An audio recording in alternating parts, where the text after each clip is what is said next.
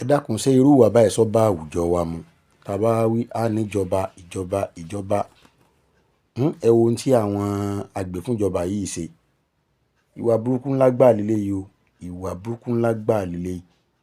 Ìwà burúkú ńlá gbà lélẹ́yìí. Irú ọ̀rọ̀ yìí ó yẹ kó kan ìjọba kó tó ká fi tó ìjọba létí kí ìjọba ó sì mọ̀ sí. Kódà irú ẹni tó ṣe irú iṣẹ́ yìí ó yẹ kí iṣẹ́ ó bọ́ lọ́wọ́ rẹ̀ kí ìjọba ó sì fi jófin kán lè mọ̀ pé gbogbo nǹkan kọ́ ni ìjọba. Ẹ wá nǹkan fìdílé. Ẹ wo ohun tí àwọn VIO ṣe fún awakọ̀ yìí.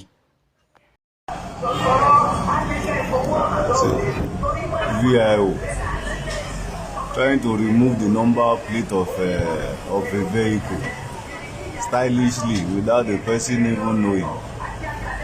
This is Nigeria VIO. VIO. VIO. Is it the work they ask them to be doing? VIO. VIO. Just look at this is Nigeria VIO. Vehicle inspection. Look at this one. Standing to cover so that people will not know. He has removed the plate number. You see, stylishly remove the plate number. And the person with the vehicle did not know. The person did not know. Where is he taking it to?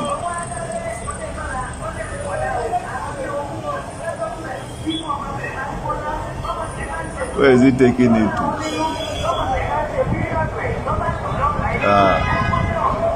God knows where he's taking it to. And the man doesn't even know.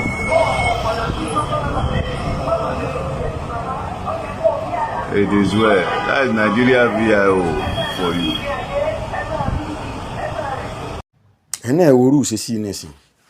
Tó bá wá yá àwọn ilé nísìn tí wọ́n bá ní ṣòro bóyá àjálù ńlá kan bá ń ṣẹlẹ̀ sí wọn lọ́jọ́ ogbó wọn àbí lẹ́nu iṣẹ́ wọn gan wọ́n á mọ̀ ní ayé ní sà wọn àbárálé àwọn kan ní sà wọn ẹ̀wọ̀n tí wọ́n ṣe ẹ sì wo ṣoṣo ẹ sì bọ̀ sẹ́yìn ọkọ̀ ọlọ́kọ̀ ẹ̀wọ̀n tí wọ́n ṣe wọ àwọn kan bá ọlọ́kọ̀ wọn ń fọ̀rọ̀ mọ́lẹ̀ wájú àwọn kan sì ń tú plate number ọlọ́kọ̀ yẹn wọ́n sì ń tú lẹ́yìn ẹ̀yin náà ẹ̀wọ̀n kan wọ́n tú plate number yẹn lẹ́yìn wọ́n á tú tán wọ́n mú kúrò ńbẹ̀ lérò ń gba pé wọ́n ò tún pe àwọn míì wọ́n ó pe àwọn míì wọ́n sọ fún wájú pé ẹ dá mọ́tò yẹn dúró tí wọ́n bá ti wá dá dúró wọ́n á mọ bèrè plate number rẹ̀ dà èlé wọn wà máa wò pé kí ló ń ṣẹlẹ̀ àbàyè ń ṣeun ni àbí nǹkan kan ni wọ́n á kọ̀wé fún tí yóò mọ bẹ̀ wọ́n á gbowó lọ́wọ́ rẹ̀ ẹ̀yin náà ẹ wò báyìí ṣe ń lọ ọ̀nà wa dà tó orílẹ̀-èdè yìí yóò fi gbadà tí yóò fi dá tí wọ́n bá lórílẹ̀-èdè yìí yóò dà kò sí rọ́ńbẹ́ ṣùgbọ́n àwọn tí wọ́n wà nígbọnú ìjọba ń bẹ̀ nǹkan tó jágbe fún ìjọba ǹjẹ́ náà rú àwọn ìṣesí burúkú báyìí tí ò bójúmu ẹ̀ só lè jẹ́ kí àwùjọ wa ó dáa ẹ̀yin náà ẹ wò sọ dáa bẹ́ẹ̀